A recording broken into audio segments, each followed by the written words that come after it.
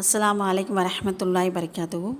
நபி ஸல்லல்லாஹு அலைஹி வஸல்லம் அவர்கள் விடாமல் செய்து வந்த மிகவும் எளிமையான திக்ர்கள் என்னென்ன திக்ர்கள் தெரியுமா? சுபஹானல்லாஹ், இறைவன் மிக தூய்மையானவன். இதற்கு என்ன நன்மை?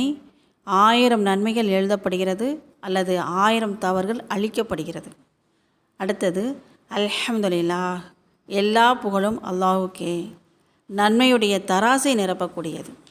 சுபஹானல்லாஹ், அல்ஹம்துலில்லாஹ்னு சொல்லும்போது நன்மையுடைய தராசு நிரம்புகிறது.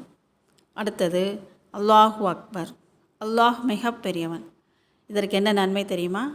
தர்மம் செய்த நன்மை கிடைக்கிறது.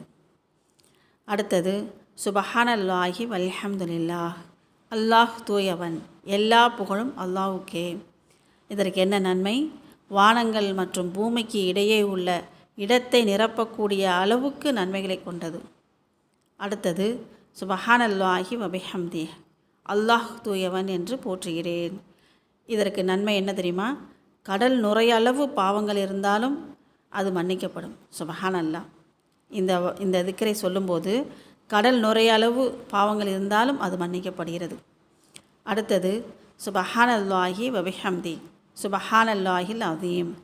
இந்த திக்ரை சொல்லும்போது மீசான் தராசை கனமாக்கக்கூடிய அளவுக்கு நன்மை இதற்கு எழுதப்படுகிறது. அல்லாஹ்வுக்கு மிகவும் பிடித்தமான திக்கர் இது. இதையெல்லாம் நபி ஸல்லல்லாஹு அலைஹி வஸல்லம் அவர்கள் விடாமல் செய்து வந்திருக்கிறார்கள். நாம் நமக்கு தெரிந்திருந்தும் இதை செய்ய மறந்திருக்கிறோம். இனிமேலாவது செய்வதற்கு முயற்சி செய்வோம். அஸ்ஸலாமு அலைக்கும் வரஹ்மத்துல்லாஹி பரக்காத்துஹு.